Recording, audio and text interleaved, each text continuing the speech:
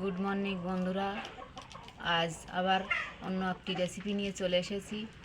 আজ রান্না করব শীতকালীন সবজি দিয়ে একটা তরকারি।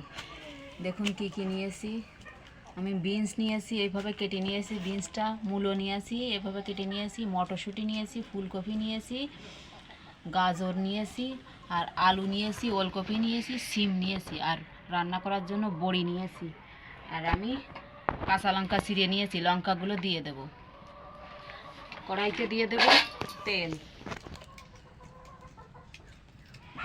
বড়িটা ভেজে নেব। তেলটা গরম হয়ে গেছে, আমি বড়িগুলো ভেজে নেব। নাড়াচাড়া করে বড়িগুলো ভেজে নেব। আমি বড়িগুলো ভেজে নিয়েছি, তুলে নেব। কড়াইতে তেল রয়েছে, আমি আর একটু তেল দিয়ে দেব। তেলটা গরম হয়ে গেছে, কটা পাঁচফোড়ন দিয়ে দেব। ফোড়নে আমি এই মটরশুঁটিটা এখন দেবো না, এই সবজিগুলো দিয়ে দেব।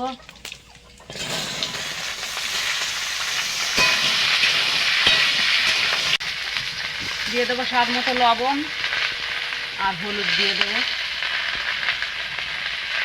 আমি নাড়াচাড়া করে ভেজে নেব এটা।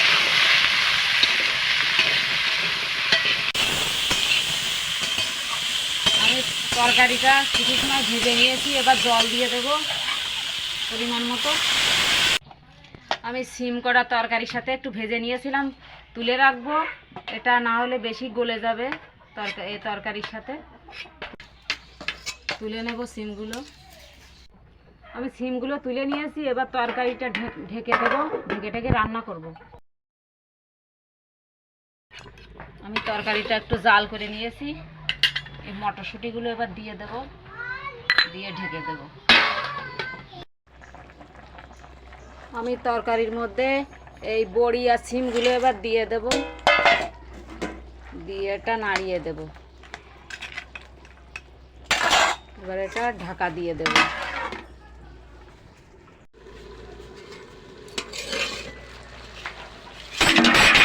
তরকারিটা হয়ে গেছে, আমি নামিয়ে দেব।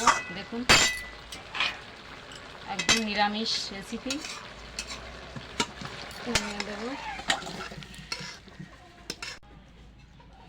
আমার শীতকালীন সবজি দিয়ে তরকারি হয়ে গেছে। রেসিপিটা যদি ভালো লাগে লাইক কমেন্ট শেয়ার করবেন, আর আমার চ্যানেলটা অবশ্যই সাবস্ক্রাইব করবেন।